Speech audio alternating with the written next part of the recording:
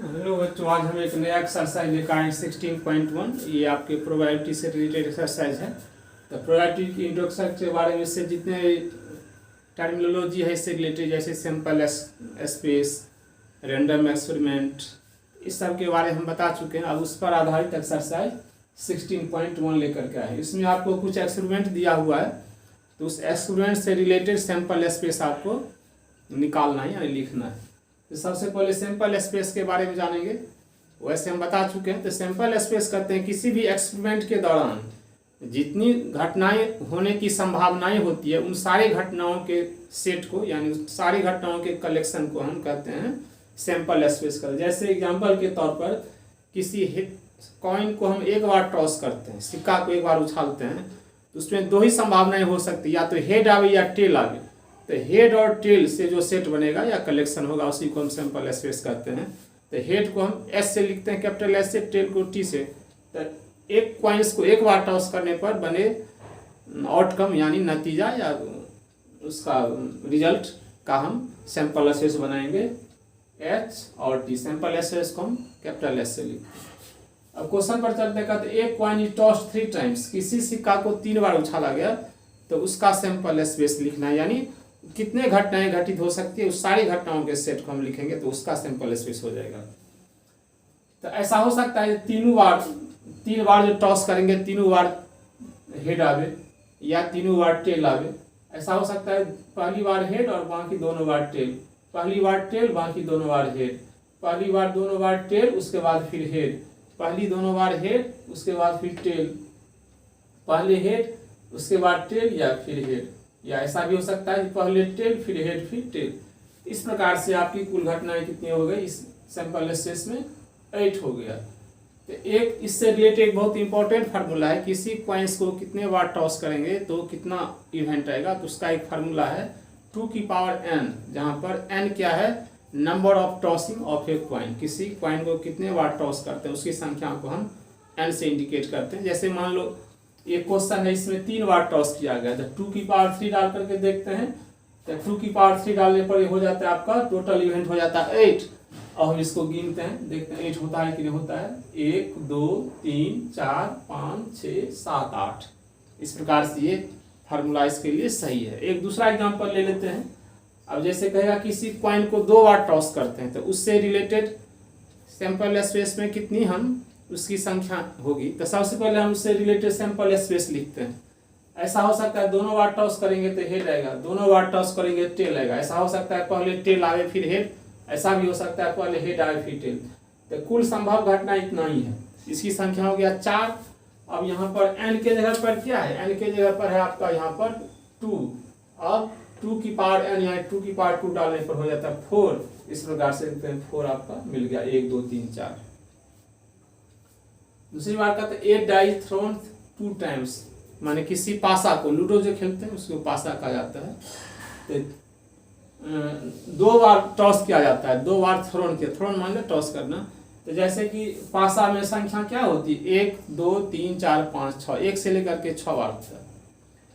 तो 2 बार थ्रोन करने में 2 बार टॉस करना। ऐसा हो सकता है जो पहले बार यदि 1 आता है दूसरे बार फिर 1 भी आवे, या 2 आवे या 3 आवे या 4 आवे या 5 आवे या 6 आवे। तो इसको हम जनरल रूप में लिख सकते हैं, इसके सैंपल स्पेस को x और y, और x और y क्या है, दोनों है 1 से लेकर के 6 तक का नंबर। तो इसको हम, ये तो जनरलाइज हो गया, इसको एग्जांपल के तौर पर लिखेंगे। तो जैसे मान लीजिए पहले थ्रोन में 1 आया है, तो दूसरा थ्रोन में 1 से लेकर के 6 तक कुछ आ सकता है, यानी 1 1 1 2 1 3 1 4 1 5 1 6। यदि फर्स्ट टॉस में 2 आता है फिर दूसरे टॉस में 1 से लेकर के 6 कुछ हो सकता है। इस प्रकार से 2 आवे तो उसके बाद कुछ हो सकता है 1 से लेकर के 6 तक, 3 आवे तो 1 से लेकर के 6 तक कुछ हो सकता है, 4 आएगा तो 1 से लेकर 6 तक कुछ हो सकता है। इस प्रकार से 6 आवे तो 1 से लेकर के 6 तक कुछ हो सकता है सेकेंड टाइम्स में। इस प्रकार से टोटल संख्या हो जाएगी 6 × 6 यानी 36। तीसरे नंबर में है कहते एक कॉइन को 4 बार टॉस किया गया, तो उसमें सैंपल स्पेस लिखना है। तो 4 बार टॉस करने पर ऐसा हो सकता है 4 बार हेड आवे, या ऐसा भी हो सकता है 4 बार टेल आवे, माने किसी कॉइन को हम 4 बार टॉस करेंगे तो ऐसा हो सकता है पहले 3 बार हेड आवे फिर टेल आवे, पहले 2 बार हेड आवे फिर टेल फिर हेड, पहले हेड आवे उसके बाद टेल आवे फिर दोनों बार हेड आवे पहले टेल आवे फिर तीनों बार हेड आवे, तीनों बार टेल आवे पहले उसके बाद हेड आवे।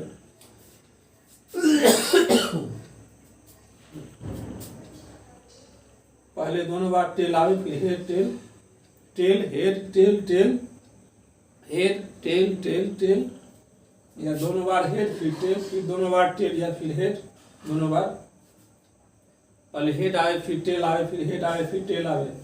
ऐसा भी हो सकता है पहले टेल आवे हेड आवे टेल आवे फिर हेड आवे। ऐसा हो सकता है पहले हेड आवे फिर दोनों बार टेल आवे फिर हेड आवे। ऐसा भी हो सकता है पहले टेल आवे फिर दोनों बार हेड आवे फिर टेल आवे। इस प्रकार से इसकी कुल संख्या हो गया 16। अब इसको इस फार्मूला पर दिखाते हैं। तो n के जगह पर है 4, तो 2 की पावर 4 हो गया 16।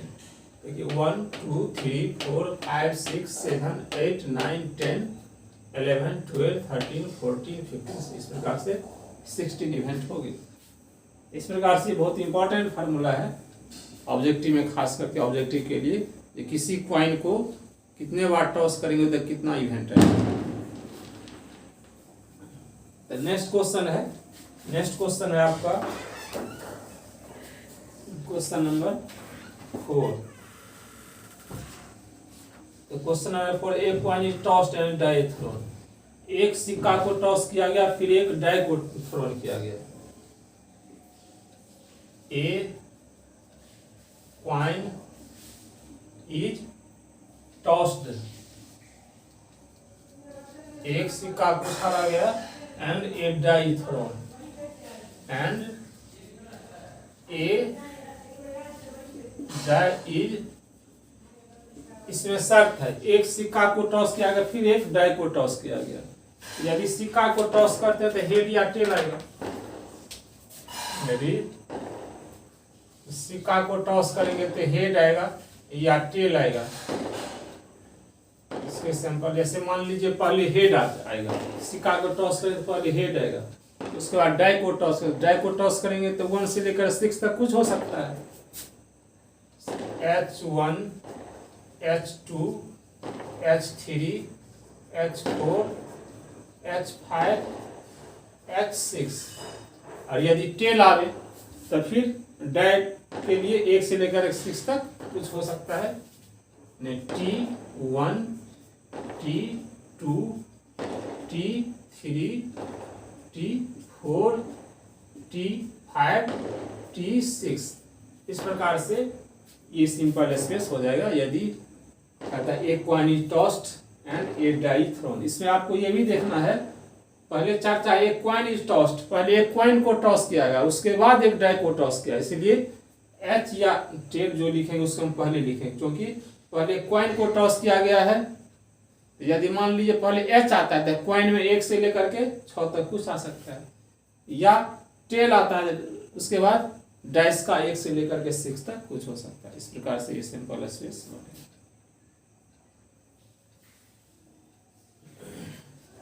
Question number 5, a coin is tossed and a die is rolled only in case a head is shown on the coin. इसमें नेक्स्ट क्वेश्चन है, a coin is tossed then a die thrown, माने इसमें कहता है एक coin is tossed, एक coin को पहले उछाला गया उसके बाद एक डाई को उछाला गया। इसमें शर्त है, तो डाई को कब उछाला जाएगा, यदि कॉइन के ऊपर में हेड आएगा तब। यहाँ पर सो इंडिकेट नहीं था, यहाँ पर सिर्फ इतना ही था, a coin is tossed and a die thrown, माने एक सिक्का को उछाला गया, उसमें ये नहीं था जो हेड आवे या टेल आवे तब डाई को उछालेंगे। तो एक सिक्का को उछाला गया उसके बाद डाई को उछाला गया, माने सिक्का पर हेड आवे तो यो डाई को उछाला जाएगा, टेल आवे तो यो डाई को उछाला जाए। लेकिन यहाँ पर कहता है यदि सिक्का को उछालने पर हेड आएगा तभी हम डाई को उछाल सकते हैं। तो अगला क्वेश्चन का आंसर हो जाएगा, केवल हम आंसर लिखते हैं, सैंपल स्पेस में हो जाएगा। इसमें शर्त है जो पहले हेड आएगा तभी हम कॉइन को उछालने पर हेड आएगा तभी हम डाई को टॉस करते हैं। तो H1 H2 H3 H4 H5 H6 इसके रिलेटेड सैंपल स्पेस यही है। दोनों में बेसिक अंतर है। इसमें ये कंडीशन नहीं दिया हुआ है, जो हेड आएगा तब हम ड्रैग को उछालेंगे या टेल आएगा तब हम ड्रैग को उछालेंगे। इसीलिए हेड और टेल दोनों के साथ 1 से लेकर 6 तक जाएगा। लेकिन यहाँ पर कंडीशन है, कॉइन को उछालने पर हेड आएगा तभी हम ड्रैग को उछालेंगे। तो यहाँ पर केवल हेड लेंगे H1 H2 H3 H4 H5 H6।